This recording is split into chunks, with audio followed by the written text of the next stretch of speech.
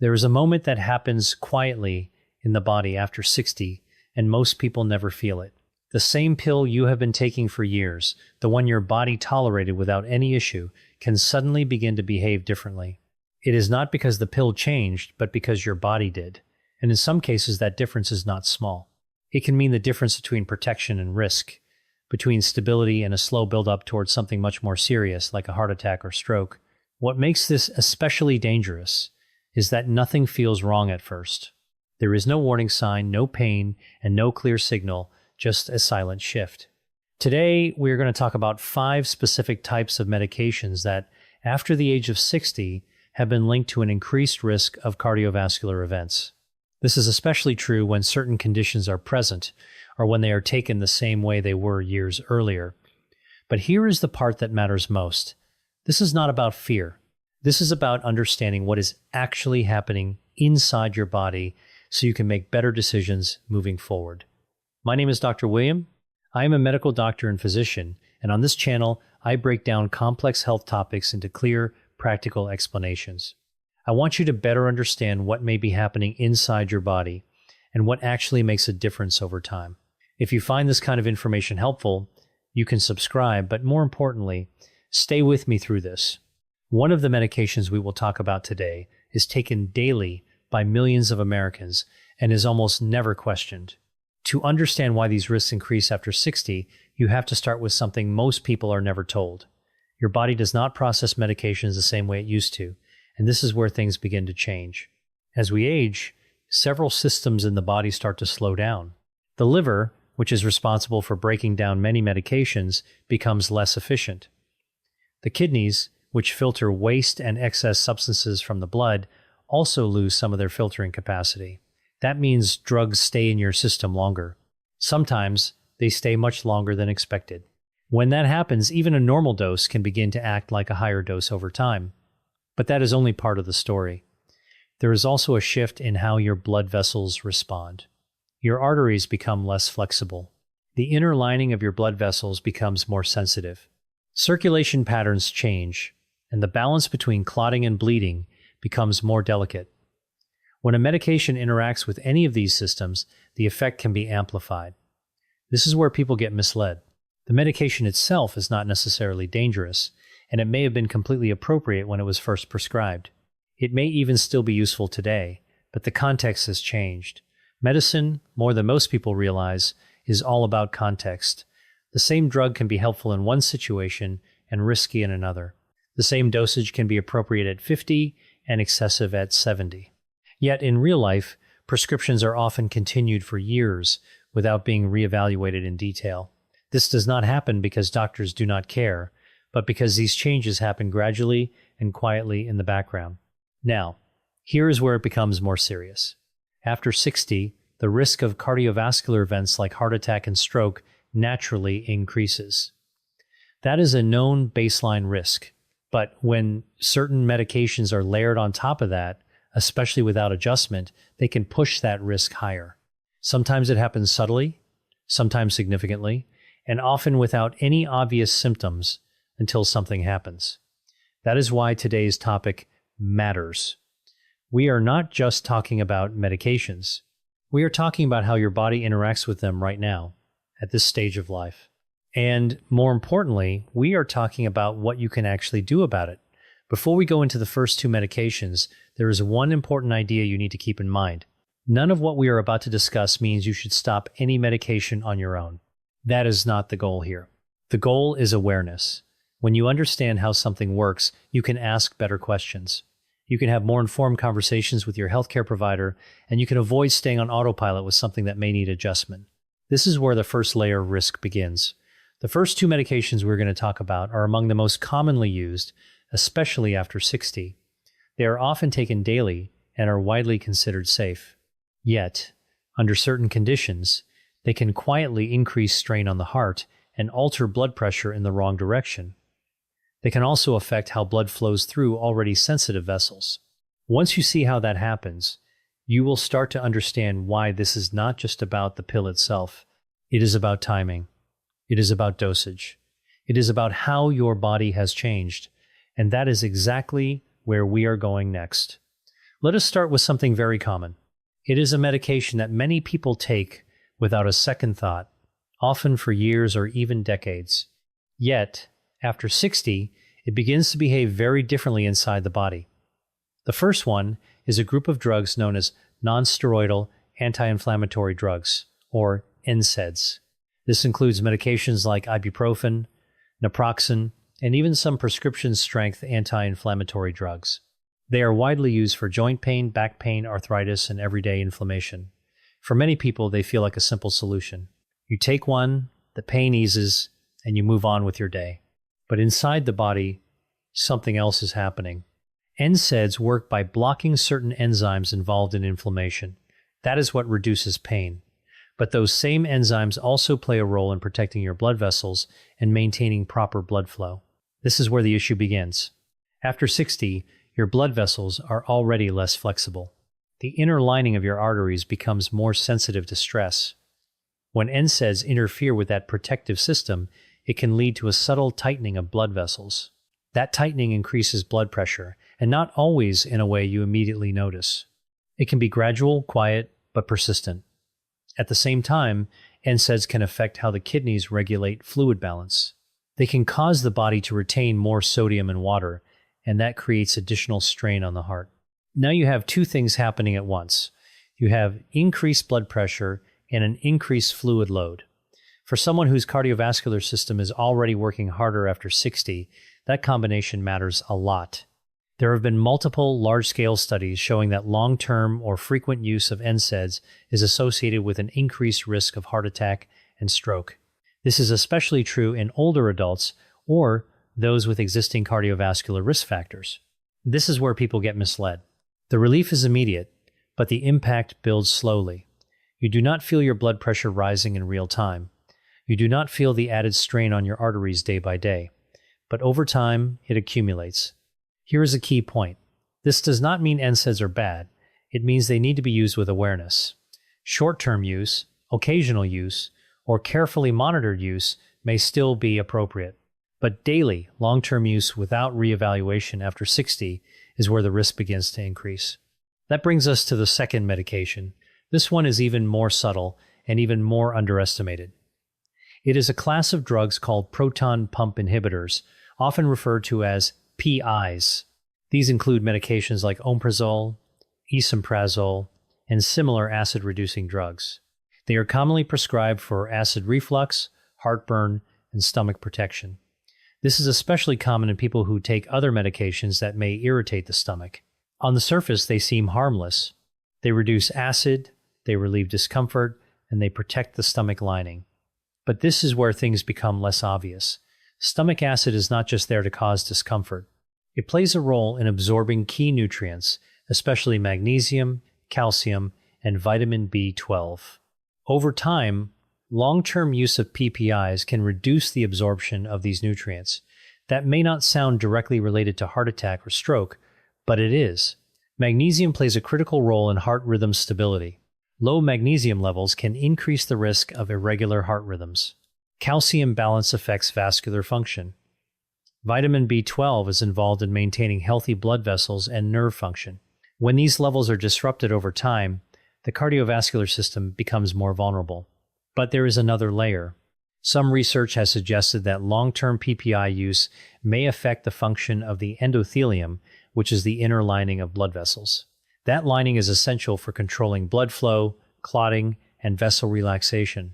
When it does not function properly, the risk of vascular events increases. Again, this does not happen overnight. It builds slowly, quietly, and often without clear symptoms. Many individuals are started on a PPI for a short-term issue like acid reflux or stomach irritation, but then they continue taking it for years without reassessment.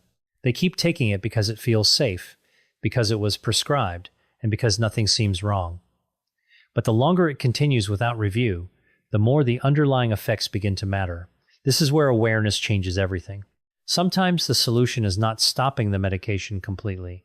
It may be adjusting the duration, reassessing the need, or exploring whether a lower dose or alternative approach is appropriate. But that only happens when the question is asked. What we have covered so far is just the first layer. Two very common medications and two mechanisms that quietly increase cardiovascular strain over time. But what comes next is where things begin to go deeper. The next two medications do not just affect pressure or nutrient levels. They interact directly with how your heart functions, how your blood moves, and how your system responds under stress. Once you understand that part, the picture becomes much clearer. Now, this is where things start to shift from subtle to something much more significant. The next two medications interact directly with how your cardiovascular system behaves under stress. In many cases, the effects are not immediate. They build slowly over months or even years, which is exactly why they are so often missed. Let us start with the third one. It is a class of medications commonly used for sleep, anxiety, or calming the nervous system. These are known as benzodiazepines. Examples include diazepam, lorazepam, and similar medications. They are effective. They can reduce anxiety quickly and help with sleep. For many people, especially later in life, they feel like a necessary support. But here is what is happening underneath. Benzodiazepines act on the central nervous system. They slow brain activity, which creates that calming effect. But they also slow down other systems in the body, including breathing, reaction time, and coordination. You might wonder how that connects to heart attack or stroke risk. This is where the mechanism becomes important. As we age, the body becomes more sensitive to these medications. They stay in the system longer, they accumulate more easily, and their sedative effect becomes stronger even at the same dose. Over time, this can lead to reduced physical activity, less movement, and more time spent sitting or lying down. That matters more than most people realize. Circulation depends on movement. When movement decreases, blood flow becomes less efficient. The risk of clot formation increases, and oxygen delivery to tissues becomes less optimal. But there is another layer. Benzodiazepines can also affect breathing patterns during sleep.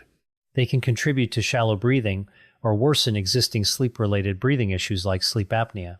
When oxygen levels drop repeatedly during the night, even slightly, it puts additional strain on the heart. Now, you have a combination of reduced circulation, lower oxygen levels, and increased vulnerability in an aging cardiovascular system. Again, this does not feel dramatic. It feels like fatigue. It feels like slower mornings. It feels like normal aging. But underneath, the system is under more stress than it should be. Over time, these small changes can contribute to a higher risk of cardiovascular events. This is especially true when combined with other factors like high blood pressure or existing vascular disease. Here is something most people do not realize. The risk is not just from taking the medication. It is from taking it continuously without reassessment as the body changes. That brings us to the fourth medication. This is where things become even more complex. It is not just because of what the drug does on its own, but because of how it interacts with everything else. The fourth category is certain decongestants and stimulant-like medications. This includes drugs containing pseudoephedrine and some combination cold medications. These are often used for sinus congestion, colds, or seasonal discomfort. They are easy to access, and many are available over the counter, which makes them feel safe. But their mechanism is very different. Decongestants work by constricting blood vessels. That is how they reduce swelling in the nasal passages, but that effect does not stay limited to the nose. It affects blood vessels throughout the body, including those connected to the heart. When blood vessels constrict, blood pressure rises, heart rate can increase, and the heart has to work harder to push blood through a tighter system. In a younger body with flexible arteries, this effect is usually tolerated. But after 60, when arteries are already less elastic, that added constriction can become significant. This is especially true if someone already has high blood pressure or is taking medications that affect cardiovascular function. This is where combinations become dangerous. Many people do not take just one medication, they take several. They might take a blood pressure medication, a pain reliever, something for sleep, and then a decongestant during a cold or allergy season. Individually, each one may seem manageable, but together they begin to interact. One raises blood pressure, another affects fluid balance, another slows the system down, and the body has to compensate. This is where people get caught off guard. The trigger event, the moment something happens, often seems sudden, but the buildup has been there for a long time. This is what makes these situations so misleading. It feels like it came out of nowhere, but in reality, it was a gradual accumulation of stress on the cardiovascular system. This is why awareness matters more than anything else. When you understand how these medications interact, you start to see patterns. You start to recognize when something may not be working in your favor anymore. That is where the next part becomes critical. There is one more medication. This one stands out because it is incredibly common, widely used, and almost never questioned. Once you understand how it affects the body after 60, it changes the way you look at it entirely. This is the one that tends to surprise people the most. It is not because it is obscure or rarely used, but because it is everywhere. It is taken daily, trusted, and often assumed to be completely harmless. And yet, after 60, the way it interacts with your body can quietly shift in a direction that increases cardiovascular risk. This is especially true when it is used without regular review. The fifth medication is low-dose aspirin. For years, aspirin was widely recommended as a simple way to protect the heart. A small daily dose, often called baby aspirin, was thought to help prevent heart attacks and strokes by reducing blood clot formation. In certain situations, that is still true. For people who have already had a heart attack or a stroke, or who have specific high-risk conditions, aspirin can play an important protective role. But here is where things changed. More recent research has shown that for many adults over 60 who have not had a previous cardiovascular event, the routine use of aspirin may not provide the benefit people once believed. In some cases, it may actually increase risk. Let us break down why. Aspirin works by reducing the ability of platelets to stick together. That helps prevent clots from forming inside arteries. But clotting is not just something harmful. It is also a protective mechanism. Your body uses it to stop bleeding when vessels are damaged. After 60, blood vessels become more fragile. The lining of the digestive tract becomes more sensitive, and the balance between clotting and bleeding becomes more delicate. When aspirin reduces clotting ability in this context, it can increase the risk of internal bleeding. This is especially true in the stomach or the brain. You might wonder how that connects to stroke or heart risk. This is where the nuance matters. There are two main types of stroke. One is caused by a clot blocking blood flow, and another is caused by bleeding in the brain. Aspirin can reduce the risk of clot-related strokes, but it can increase the risk of bleeding-related strokes. After 60, especially without a clear cardiovascular history, that balance can shift. In some individuals, the bleeding risk begins to outweigh the protective benefit. That is exactly what more recent clinical guidelines have started to reflect. Many people started taking aspirin years ago based on older recommendations and simply continued. There was no change and no reassessment. It felt like a safe preventive habit. But medicine evolves, and what was once standard practice is not always the best approach today. This does not mean aspirin is bad. It means it is specific. It must be matched to the right situation, the right risk profile, and the right individual. This is where understanding your own context becomes critical. Taking aspirin just in case, without knowing whether it truly benefits you, can create a situation where risk is added without meaningful protection. Up to this point, we have talked about 5 medications. Each has a different mechanism, and each affects the body in a different way. But they all share something in common. Their risk increases when they are taken the same way, despite the body changing over time. This is where control comes back to you. The most important step is not stopping everything. It is understanding what needs to be reevaluated. Here are a few practical things that actually make a difference.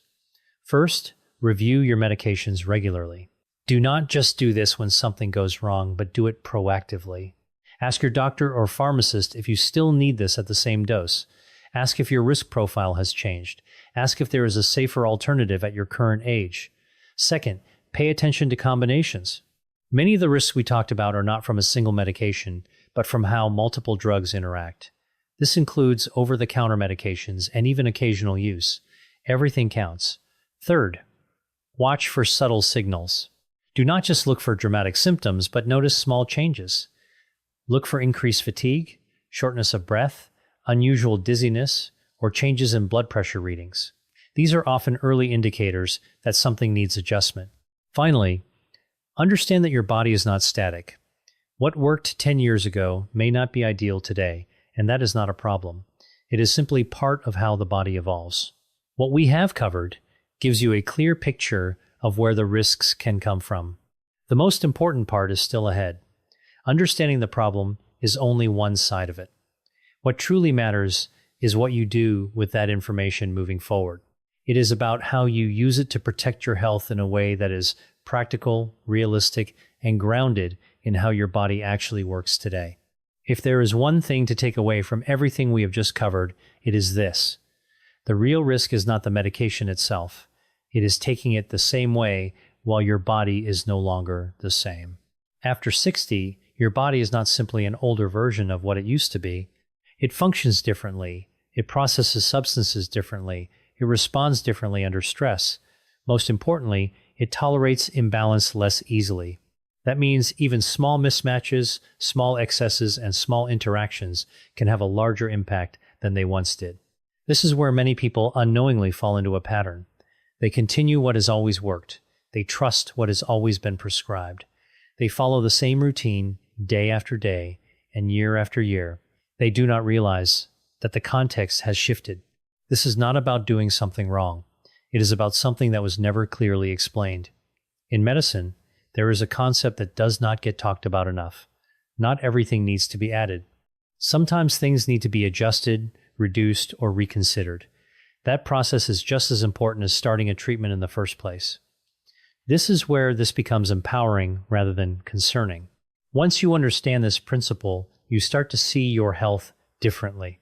You stop looking at medications as fixed, permanent solutions. You begin to see them as tools. They are tools that need to be used at the right time and in the right way for the right stage of life. When that alignment is correct, they can be incredibly helpful. But when that alignment drifts even slightly, that is where risk begins to build. Think about the 5 medications we discussed. Pain relievers like NSAIDs are helpful for reducing inflammation, but capable of increasing blood pressure and fluid retention when used long-term. Acid-reducing drugs like proton pump inhibitors are useful for protecting the stomach, but capable of affecting nutrient balance and vascular function over time. Benzodiazepines calm the nervous system, but they can potentially reduce movement, alter breathing, and affect circulation.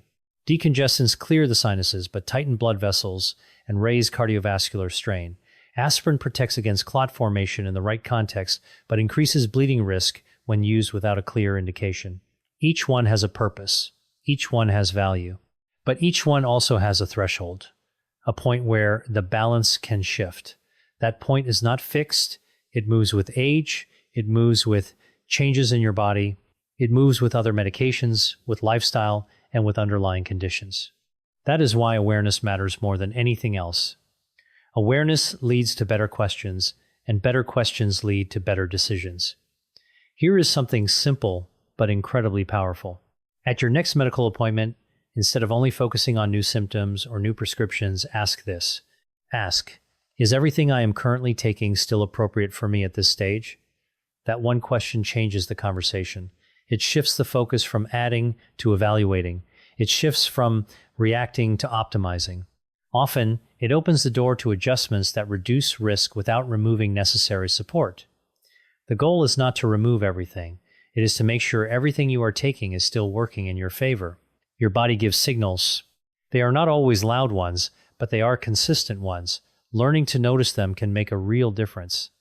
Notice subtle increases in fatigue, or a sense that your energy drops faster than it used to. Pay attention to lightheadedness when standing, or shortness of breath during activities that once felt easy.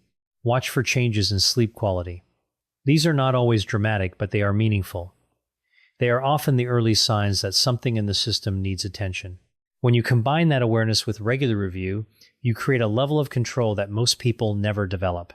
This is where everything comes together. The difference between reacting to a heart attack or stroke and preventing one often comes down to small adjustments made early. It is not one big change or one dramatic intervention. It is a series of small, informed decisions that keep your system balanced over time. This is where you have more influence than you might think. While you may not control every risk factor, you do have control over awareness. You have control over asking questions. You have control over making sure your current routine still matches your current body. That is what makes a difference. It is not fear or avoidance, but alignment. If this helped clarify something for you or made you look at your routine a little differently, consider staying connected to the channel. This is exactly what we focus on here. We do not focus on quick fixes or exaggerated claims.